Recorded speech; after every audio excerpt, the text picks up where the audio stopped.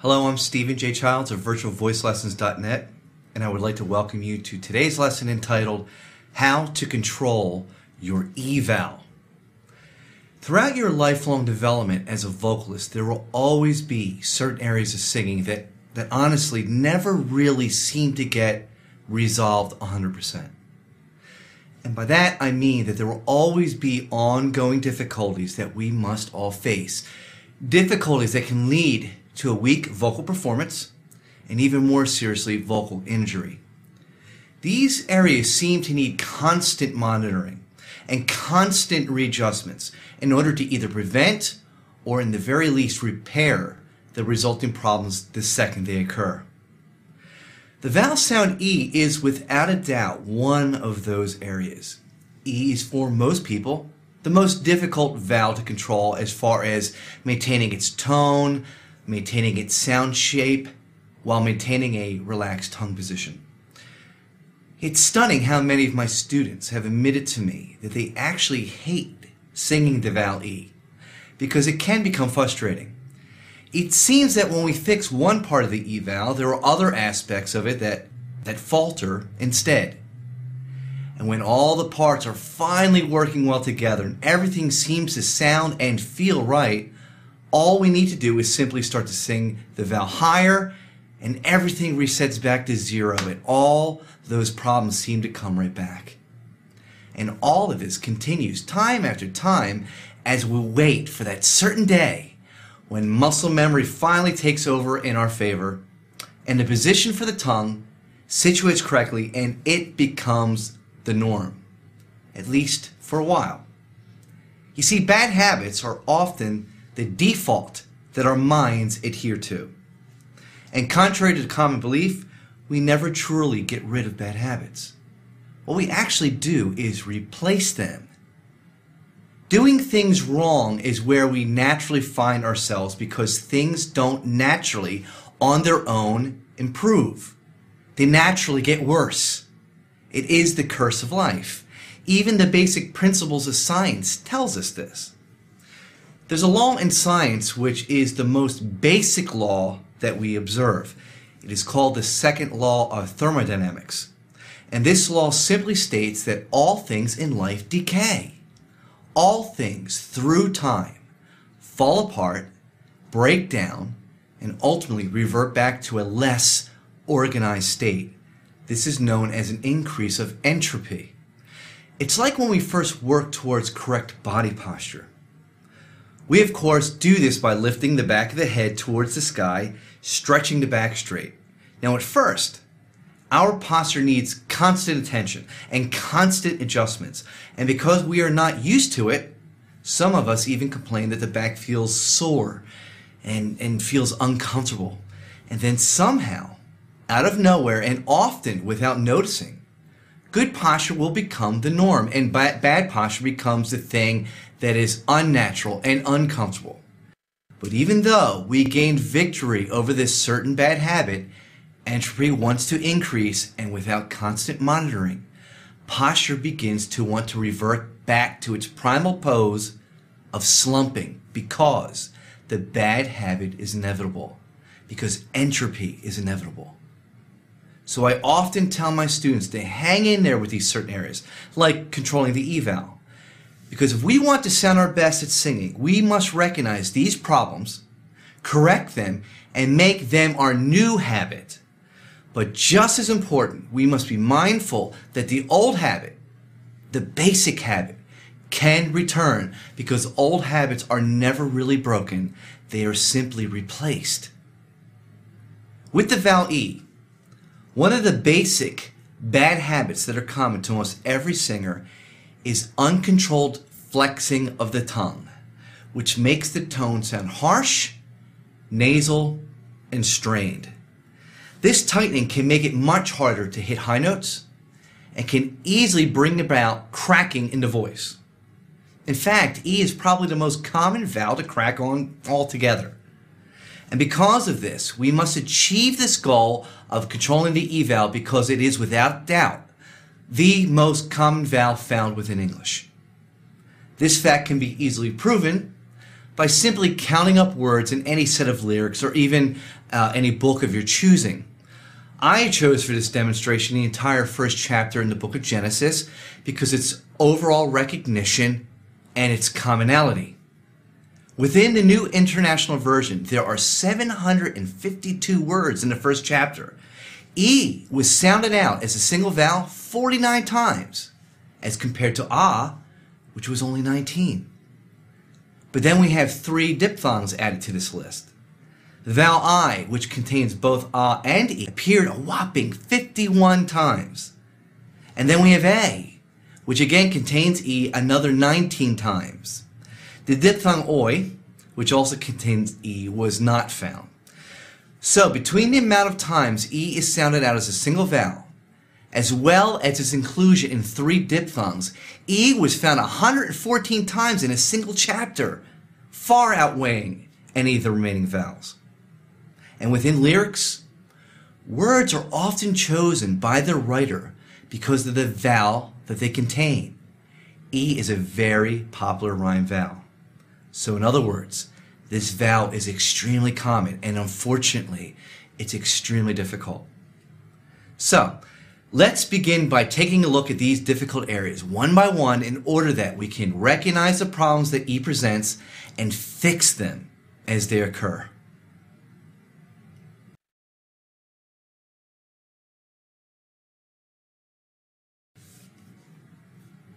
So let's take a look at some of these problems that the sound E gives us so that we can learn how to practice them correctly in order to ultimately control them.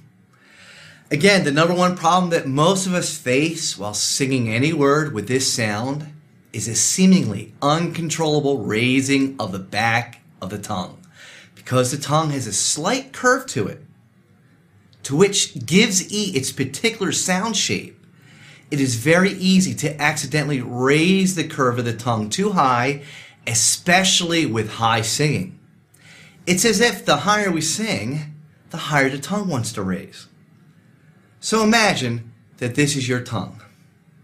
Okay, so we have the root of the tongue, and here we have the tip of the tongue. Now, here is the roof of our mouth, or hard palate. So what happens is, when we sing E, we accidentally do this.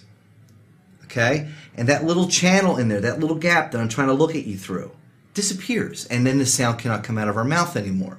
So then I'll say to the student, oh, no. Look, lower the back of the tongue. And this is what they do. They flatten the tongue out so it no longer sounds like E. What we need to do is this.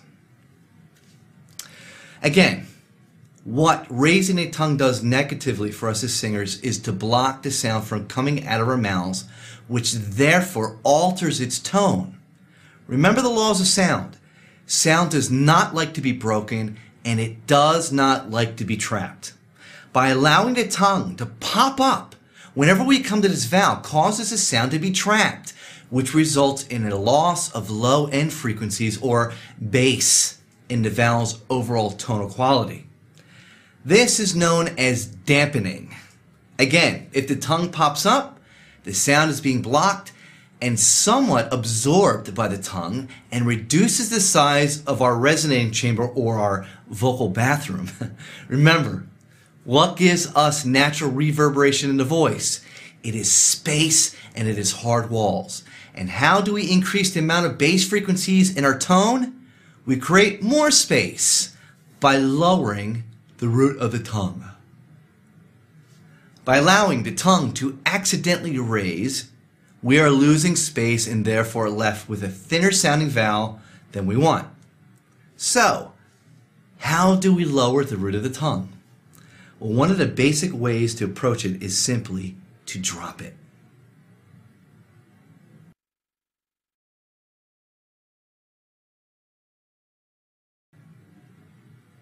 Dropping the tongue. Things naturally like to fall, don't they? Just as Sir Isaac Newton demonstrated for us over 3 centuries ago by observing apples dropping from a tree, our tongue and the larynx that it is indirectly connected to will fall just like an apple from a tree if, and only if, we allow it to. Now, what often happens in the voice studio is that when I ask the student to drop their tongue down on E, they unfortunately, again, flatten the tongue as well. Again, this causes a change in the vowel's sound. No longer will it sound like E, it will sound more like I or eh. The trick is to lower just the back of the tongue, the root of the tongue, and not its curve.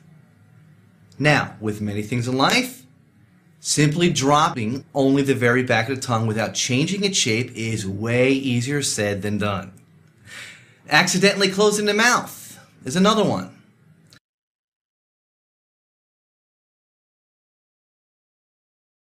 The second main difficulty that we all face when singing E is closing the mouth. Remember, E has a mouth opening at least the width of a fingertip. If the E closes more than this, we not only dampen the tone and therefore alter it negatively, but we just made singing harder. Okay, our first demonstration is going to be with our mouth opening. Now, as you know, E is the most closed vowel that we have in English. It's very, very easy to overly close it. So many of us do that. And what happens to us is it kills our volume, it kills our tone, and it makes it much, much harder to sing. I'm going to demonstrate this for you. I'm going to sing E with my mouth fully closed. And then I'm going to open it. And let's see what the difference is. Here we go.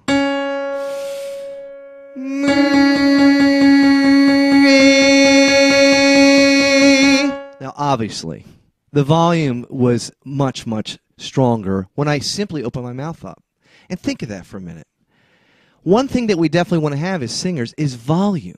And so many people are so worried about being strong, and they try so physically hard to make their voice stronger when all we have to do sometimes is just open the mouth up. It takes no effort at all to make the voice, that was basically twice as loud, just by opening my mouth up. Now let me make another demonstration here for you. I'm going to go as high up the scale as I can with E, with my mouth fully closed. Let's see what that's going to sound like now. Me.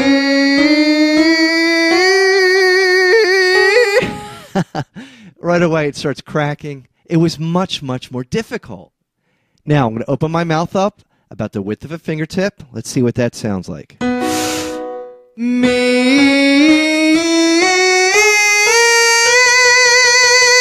Much, much easier. I went all the way up to the note B. Didn't crack, didn't strain, just because I opened my mouth up.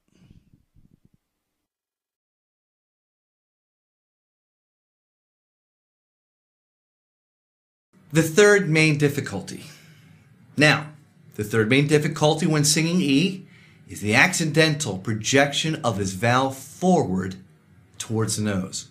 Because E is the most closed vowel, and because it has a secondary projection point behind the upper front teeth, we all struggle with concentrating this vowel's main projection point forward as well.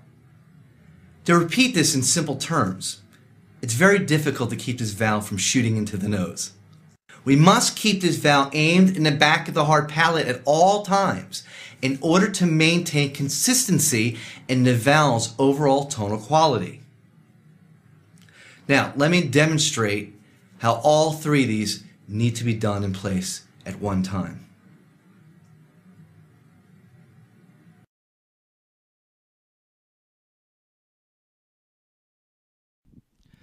Now, as you know, there are three requirements for good vocal tone. Number one is, of course, we have to sing with an open mouth. With a vowel like E, the mouth is open at least the width of a fingertip. The second requirement is that we had to have an open throat, which is very similar to yawning. Now, E wants to tighten. E wants to make our tongue pop up in the back, which strains us and it makes the tone sound bad. Okay? And the other requirement, of course, is to always, always aim the voice in the back of the hard palate. We need to project our voice onto the back of the hard palate. Now, what I'll do here is, right now, I will sing with my mouth open, but it still will not sound right. Take a listen to why. Me.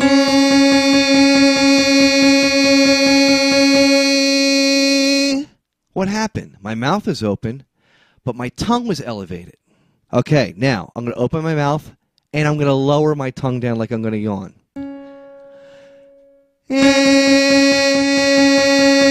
Still sounds bad. Why?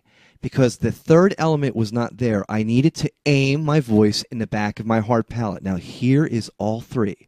I'm going to have my mouth open, I'm going to have my throat open, and I'm going to think of sending the voice into the back of my mouth, onto the back of the hard palate. I'm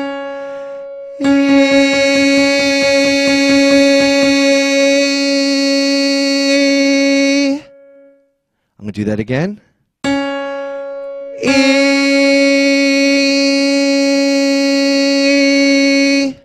Like night and day. All three had to be on there at one time for us to have good vocal tone. And that is what you're going to be striving for. That's what all these exercises are about. That you're going to fight to always make sure the mouth stays open, the throat stays open, and that we always, always aim the voice into the back of the hard palate.